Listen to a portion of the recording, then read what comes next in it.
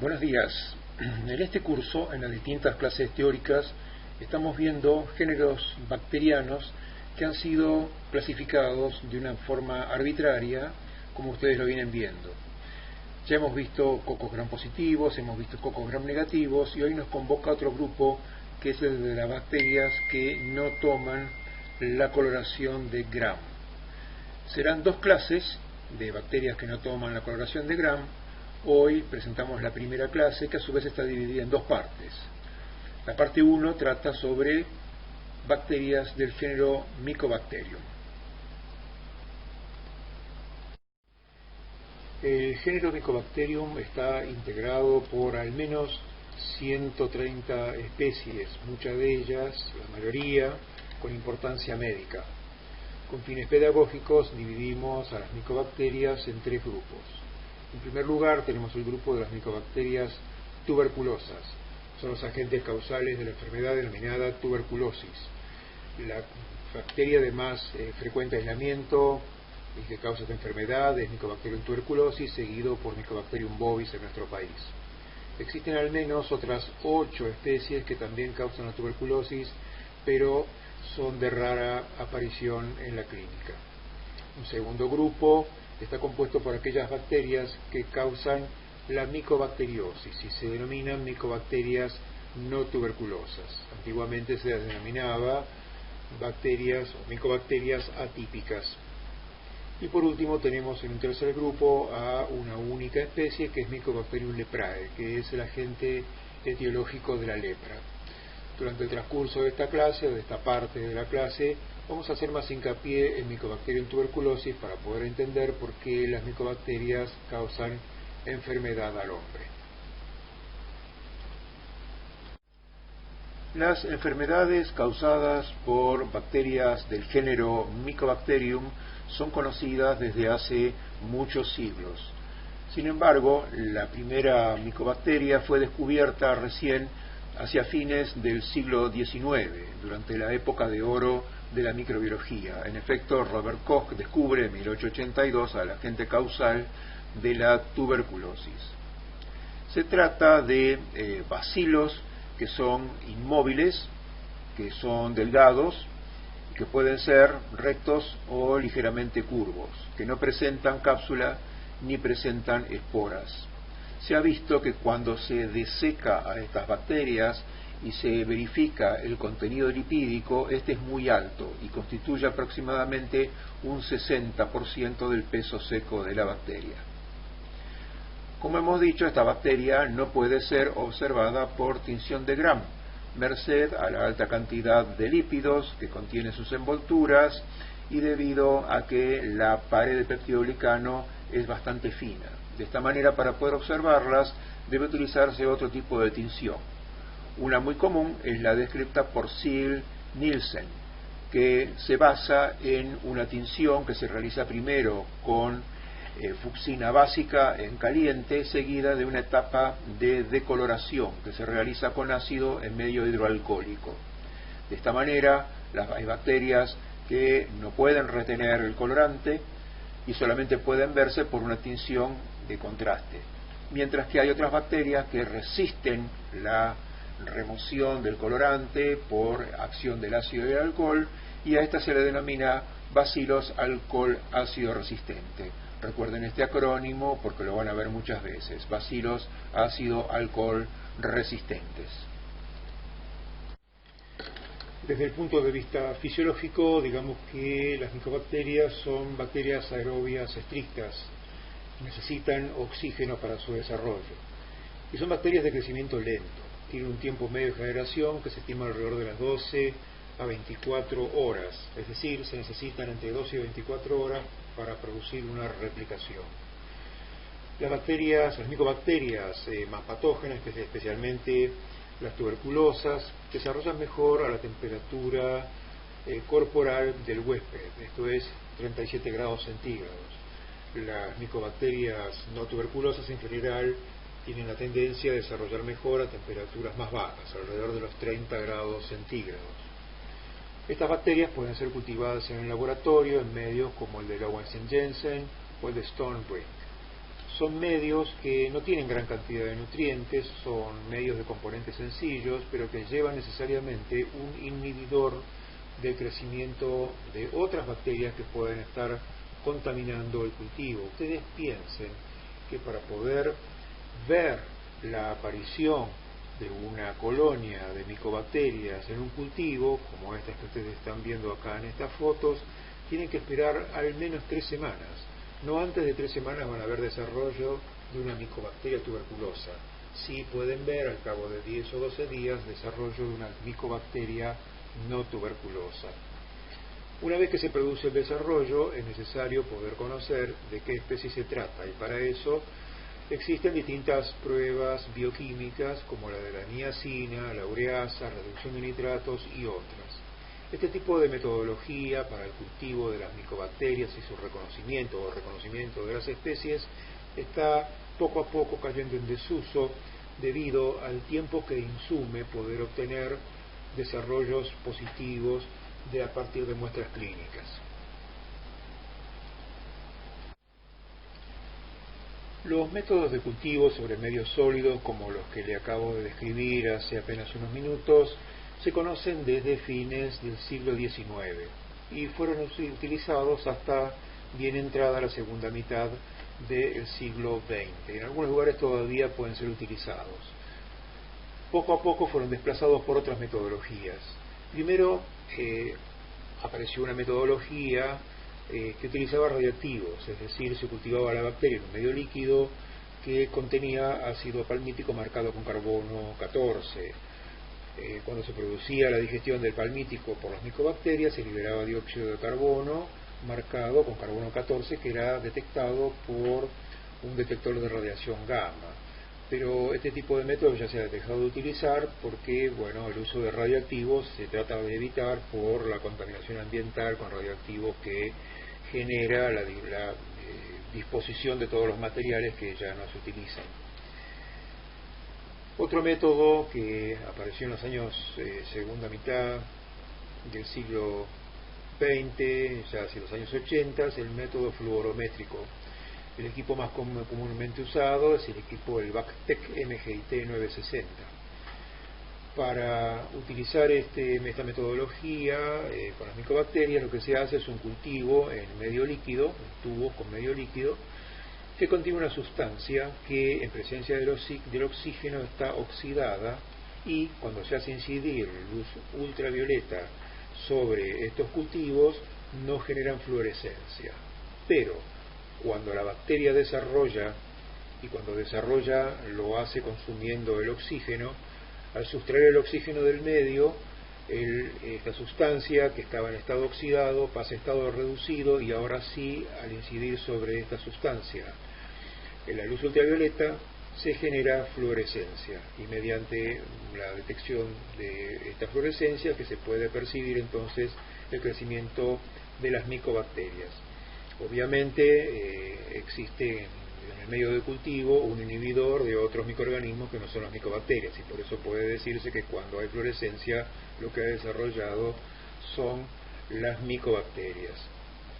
Este método es bastante utilizado ahora ya para la clínica, para el diagnóstico.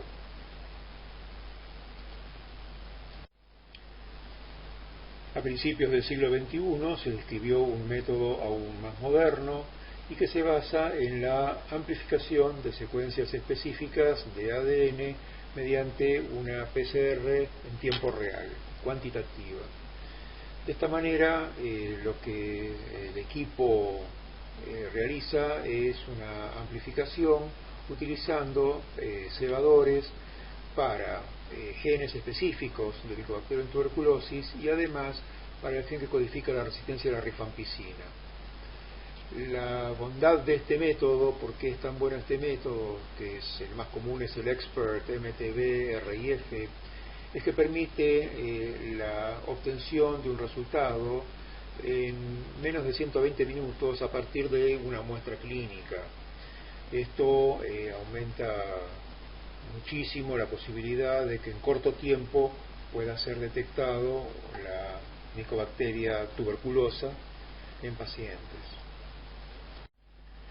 Las bacterias del género Mycobacterium presentan una dispar resistencia a los agentes físicos. Por un lado, resisten la acción de ácidos, de álcalis y de la mayoría de los desinfectantes de uso habitual. Pueden ser inactivados por formaldehído o fenol, pero debe usarse con precaución estos agentes, pues son cancerígenos. Puede ser inactivado por glutaraldehído, puede ser inactivado también por etanol en solución acuosa al 70% y parcialmente también por los hipocloritos. En virtud de la del alto contenido de lípidos en sus envolturas, las micobacterias son capaces de resistir por mucho tiempo la desecación. Especialmente las bacterias retienen su viabilidad cuando están al abrigo de la luz solar, es decir, cuando una micobacteria es lanzada de alguna manera al ambiente, por ejemplo en un esputo que queda al abrigo de la luz solar y en ambiente húmedo, la micobacteria puede resistir mucho tiempo, hasta un año puede permanecer viable. Para poder comprender por qué las bacterias del género Mycobacterium causan la enfermedad, debemos primero reconocer los distintos componentes químicos de sus envolturas. En principio, parecería que las micobacterias tienen una estructura que se asemejaría a las gram positivas, pero esto es solo a primera vista, porque luego vemos grandes diferencias. Veamos. Primero, todas las bacterias tienen una membrana citoplásmica. En esta membrana citoplásmica se alojan una variada cantidad de proteínas. La mayoría de ellas participan de los ciclos bioenergéticos y biosintéticos de la bacteria. En el caso de micobacterias están también estas proteínas y además existen otras proteínas propias de las micobacterias. Pueden extraerse estas proteínas y esto constituye una preparación que de las siglas del acrónimo en inglés PPD, por Purified Protein Derivative. Este PPD es una sustancia, antes se denominaba tuberculina, que se puede utilizar para el diagnóstico de la tuberculosis. Esto lo veremos más adelante, no en esta asignatura, sino en microbiología 2. Por fuera de la membrana citoplásmica, las gram positivas poseen una gruesa capa de peptidoglicano que está ensamblado con ácidos teicoicos. Pero en el caso de las micobacterias, esta pared es muy fina, solamente de peptidoglicano. Esta pared fina es la que debiera retener la tinción de Gram, cosa que en principio, por lo fino de esta pared y por lo que viene después por fuera, que es esta gruesísima capa lipídica, estas bacterias entonces no toman la tinción de Gram.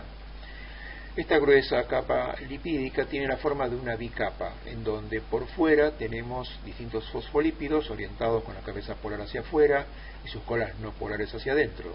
Estas colas no polares están en perfecta conjunción con el mayor componente lipídico que contienen las micobacterias, que son los ácidos micólicos.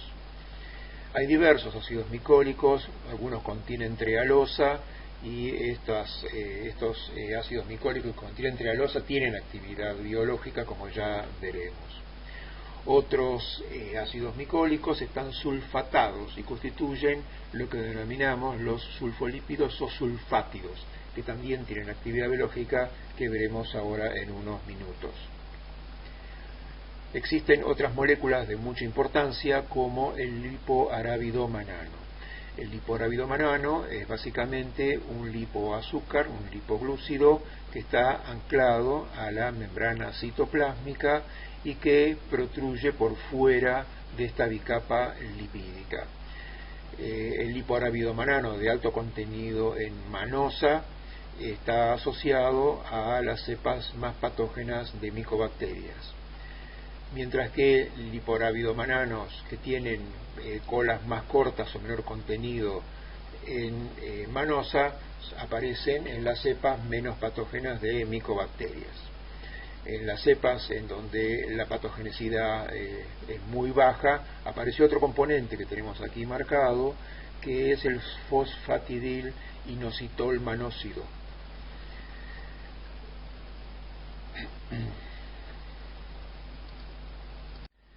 Ya hemos descrito los distintos componentes de las envolturas de las micobacterias. Veamos ahora qué ocurre cuando la micobacteria interacciona con las células del huésped. En principio, las micobacterias patógenas tienen lipoarábido manano. Este lipoarábido manano funciona como una PAMP, es decir, un patrón molecular asociado a la patogénesis. Los lipoarábidomananos, el lipoarábido manano interacciona con diversos receptores. Cuando se trata de los receptores TLR o Toll-like receptors, específicamente con el TLR2, lo que se produce es una cascada de señalización.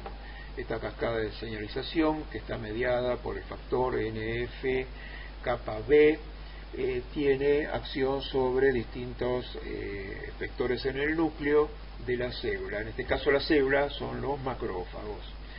Producto de esta señal que se dispara, se produce por parte de los macrófagos la producción de citoquinas, quimioquinas y otros factores. Estos factores en general son los que producen reclutamiento de células, específicamente más macrófagos, y también son proinflamatorios. Por otra parte, cuando el LAM impacta sobre los receptores endocíticos, lo que se produce es la invaginación de la membrana citoplásmica de los macrófagos y la formación de un endosoma, en donde va a quedar alojada la bacteria. Por otra parte, existen otros receptores. Algunos de ellos son secretados, pero una vez que se unen al lipoarábido manano son recapturados y producen la aparición de moléculas de superficie como MASP1, MASP2, que son las que producen la activación del sistema del complemento. Debe hacerse mención que la patogenicidad de distintas cepas de Mycobacterium tuberculosis y la patogenicidad de otras micobacterias no tuberculosas tiene relación con el tipo de arábido manano presente. Cuando el lipoarábido manano es rico en manosa, a esto se lo conoce como el MAN-LAM, en general ustedes van a ver que la actividad que tiene, contra la que pudiera creerse, es más antiinflamatorio. Inhibe la producción de factor de necrosis tumoral alfa y de interleuquina 12. De esta manera, al no generar una respuesta inflamatoria manifiesta, no despierta algunos de los mecanismos de la inmunidad innata. Al mismo tiempo es antiapoptótico, por lo cual cuando se produce la incorporación de la bacteria dentro del endosoma, se evita que la misma célula dispare un mecanismo de apoptosis con su muerte. Y esto ocurre básicamente en las micobacterias más patógenas. En otras micobacterias lo que se observa es que el lipoarábido manano básicamente tiene alto contenido de fosfatidil inositol y cadenas más cortas. Y en este caso lo que se ve es que este lipoarábido manano con fosfatidil inositol, también llamado PI-LAM, tiene más actividad inflamatoria. Al tener más actividad inflamatoria despierta mecanismos de la inmunidad innata que contribuyen a una remoción más rápida de la micobacteria. Existen algunas micobacterias en donde directamente no existe, existe el lipoarábido manano, pero que no tiene directamente restos de manosa ni de fosfatidil inositol. Esto se ha visto, por ejemplo, en Mycobacterium chelonae, y de ahí viene este acrónimo de CHE-LAM por chelonae y lipoarábido manano.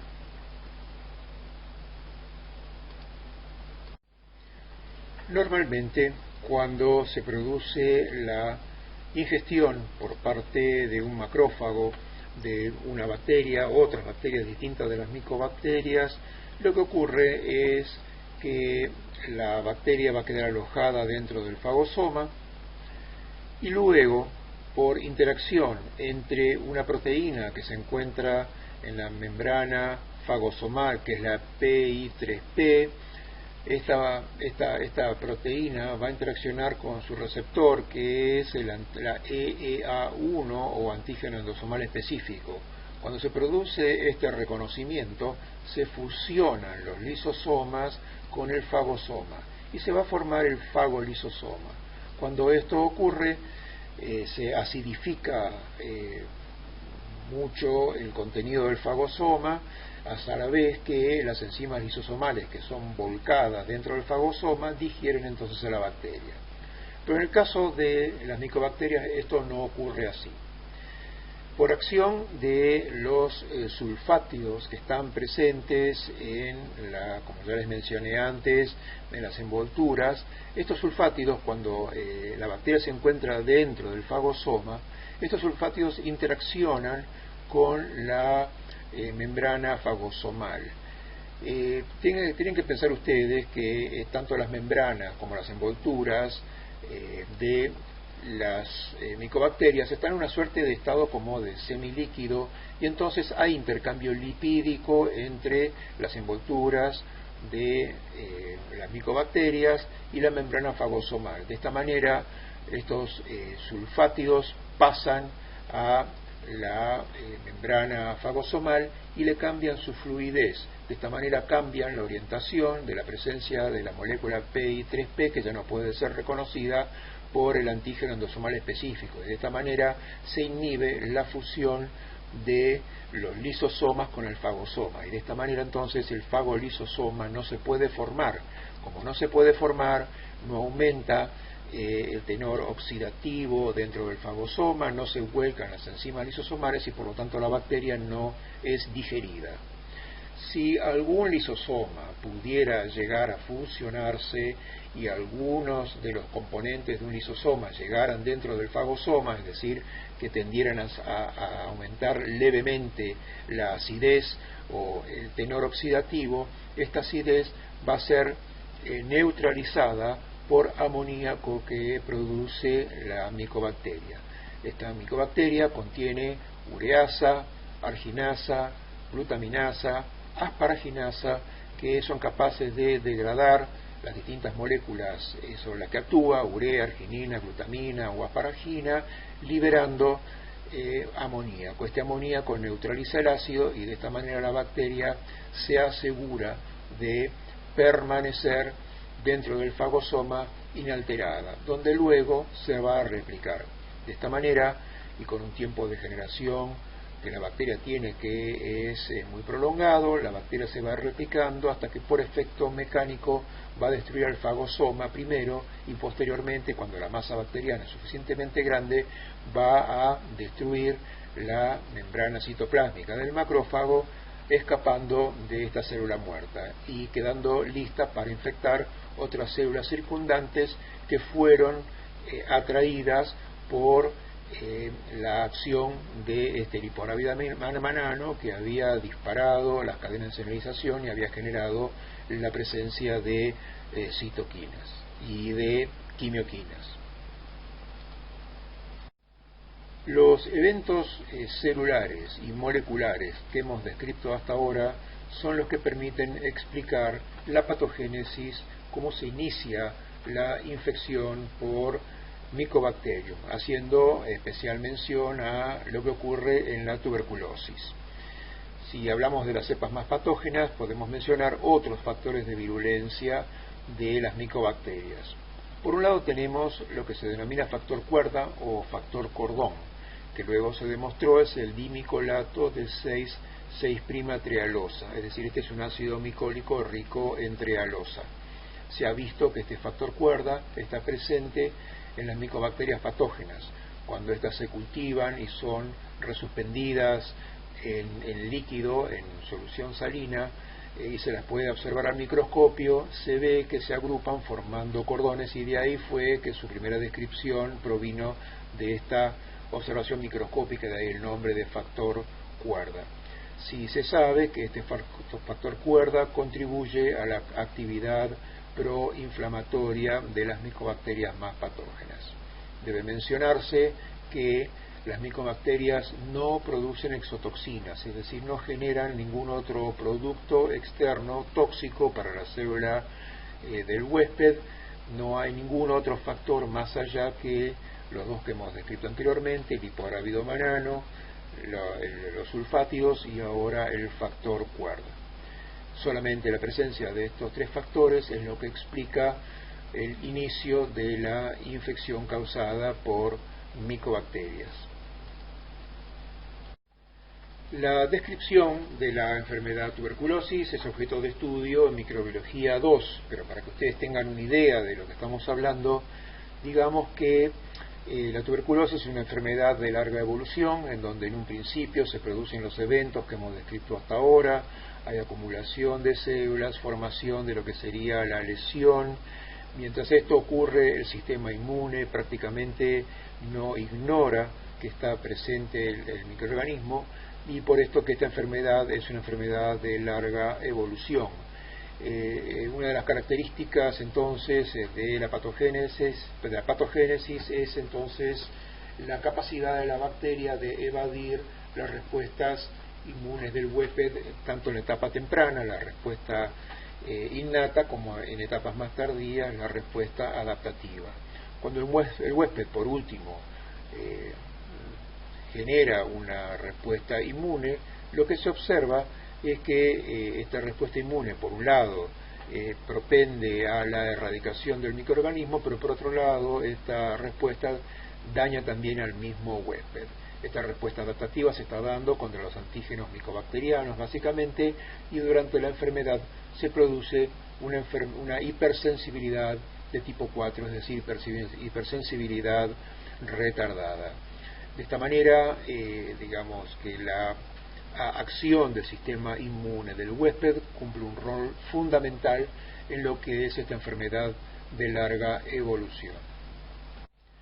Cuando estudiemos en profundidad la enfermedad de tuberculosis, veremos que durante la misma el huésped genera respuestas inmunes adaptativas de distinto tipo, entre las que podemos contar la TH1, la TH2 y la TH17. Estas respuestas están en un equilibrio. Este equilibrio depende del entorno de citoquinas que tienen los macrófagos en el sitio donde se está produciendo la infección. Cuando existe predominio de una respuesta TH1, este entorno es rico en interferón gamma y en interleuquina 12, y esto lo que representa es la inmunidad defensiva. Cuando esto ocurre, los macrófagos se activan y los macrófagos pueden dar muerte a los microorganismos. Esto es lo que debiera pasar y es lo que generalmente ocurre en el huésped sano.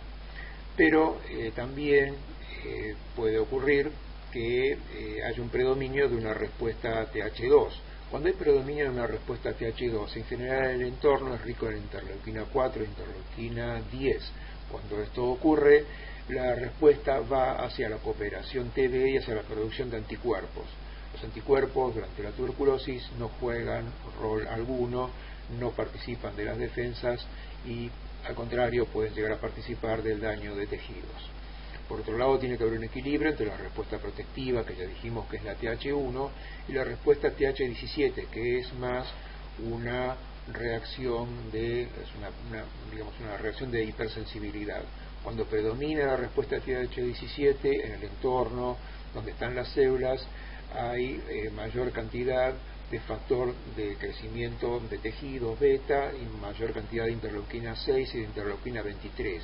Cuando esto ocurre, tenemos mayor fenómeno de hipersensibilidad que se caracteriza por mayor daño de la lesión. Las tres respuestas son importantes, las tres tienen que ocurrir, pero tienen que ocurrir de manera balanceada, en donde tiene que haber un predominio de la TH1 para asegurar la erradicación del microorganismo. Simplemente para ilustrar el motivo por el cual estudiamos micobacterias y estudiamos a Mycobacterium tuberculosis, veamos algunas cifras estadísticas. Primero digamos que la enfermedad es una enfermedad crónica que está diseminada en todo el mundo. En todo lugar donde hay humanos puede estar o va a estar la enfermedad. Tenemos una incidencia anual que oscila entre los 8 y 12 millones de casos nuevos por año, con una prevalencia que necesariamente tiene que ser mayor porque es una enfermedad de larga evolución y que se estiman aproximadamente 20 millones de casos.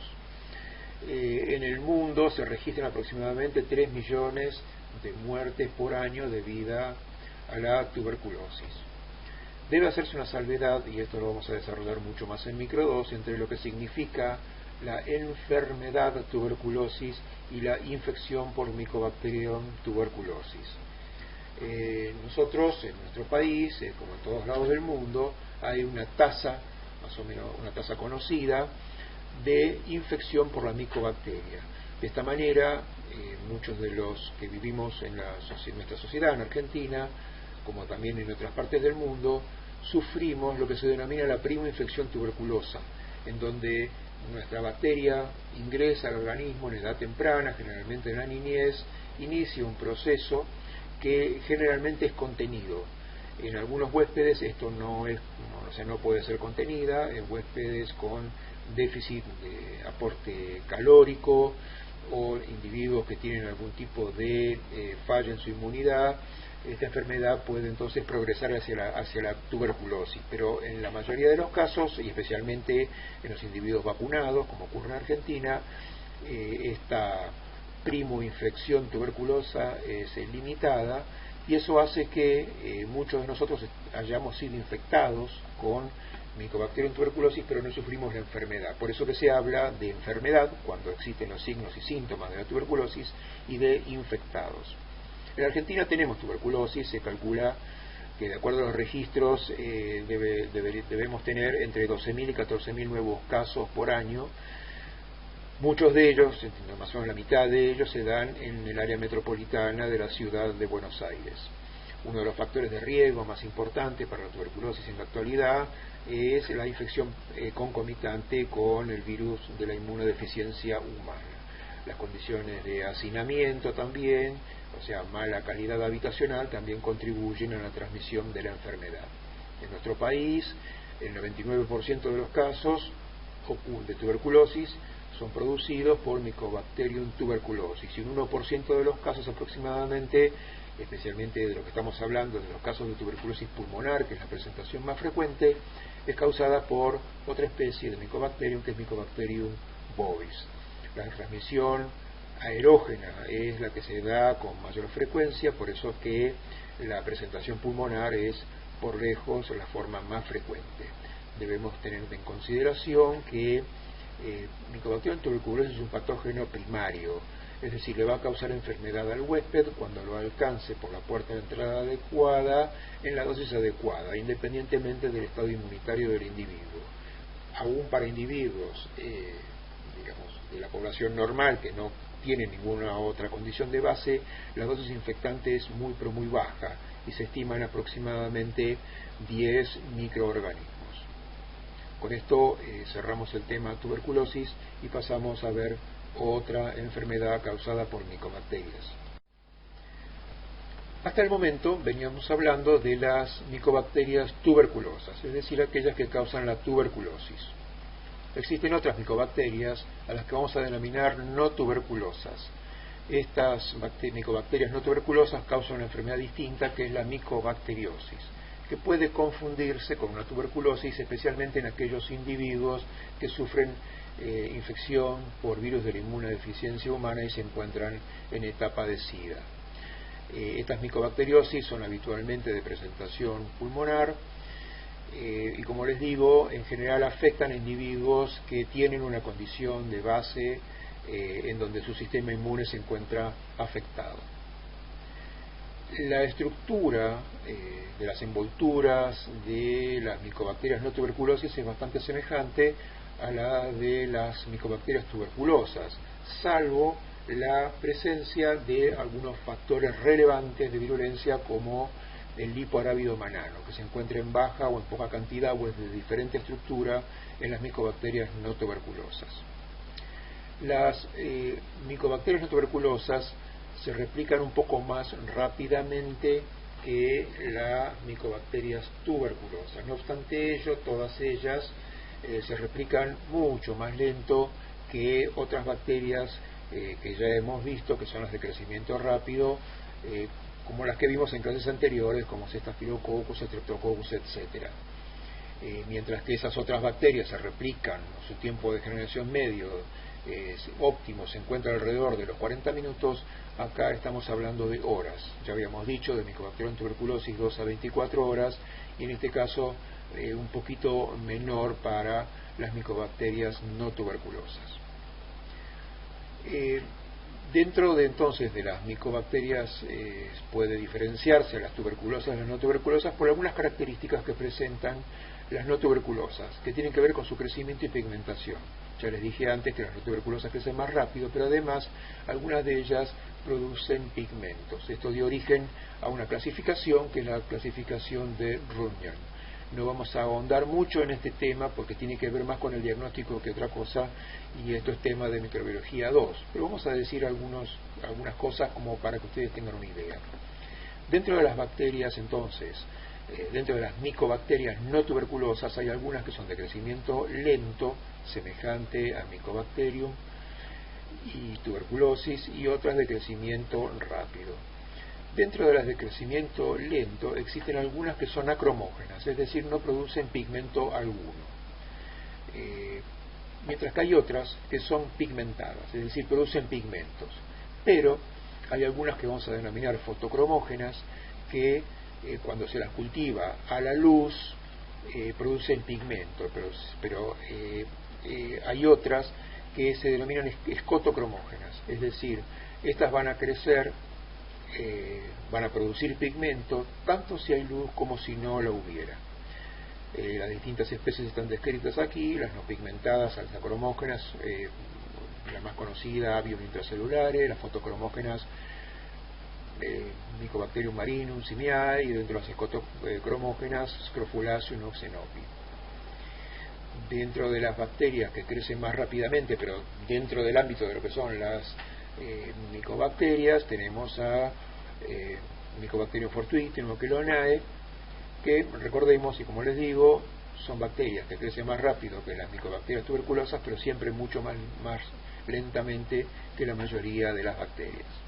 En general, las micobacterias no tuberculosas son menos virulentas, son oportunistas, y como les dije antes, las van a ver en la clínica muy generalmente asociadas al virus de la inmunodeficiencia humana. Otra micobacteria que tiene alta importancia médica es Mycobacterium leprae, que es el agente causal de la lepra. Se trata de un bacilo ácido alcohol resistente que tiene una particularidad diferencial de todas las demás micobacterias, y es que esta no puede crecer en medios de cultivo, es decir, no se la puede cultivar, no se la puede aislar en el laboratorio. La lepra, les doy algunos datos de su importancia médica, es una infección crónica que afecta tanto la piel como las mucosas. Es una enfermedad que nosotros la tenemos en Argentina con un periodo de incubación muy alto, y nosotros estamos en el área endémica, puesto que el área endémica incluye el norte de la provincia de Buenos Aires, las provincias de la Mesopotamia, Santa Fe, Chaco, entre otras provincias. Tenemos lepra en Argentina con una incidencia de aproximadamente 400 a 500 nuevos casos por año, con una prevalencia de 1,5 a 2 casos por cada 1000 habitantes en el área endémica. Esto es prevalencia, piensen ustedes que es una enfermedad de muy larga evolución. Las manifestaciones clínicas son variadas, y puede observarse que hay una expresión de la enfermedad que oscila entre dos formas polares. En un extremo tenemos una lepra lepromatosa, que en este caso es una enfermedad que en esta forma la enfermedad es más contagiosa, que tiene lesiones que contienen al microorganismo, y una lepra tuberculoide, en donde las lesiones no contienen tanto microorganismo, es de más difícil transmisión. Lo mismo que ocurre con la tuberculosis, la inmunidad juega un rol preponderante en esta enfermedad, y podemos ver que la presentación de la enfermedad, el espectro clínico en que podemos ubicar a la enfermedad, va a depender mucho, también como pasa en la tuberculosis, de acuerdo a la inmunidad adaptativa contra Mycobacterium leprae, especialmente lo que denominábamos antes inmunidad mediada por células, es decir, las respuestas de tipo Th1.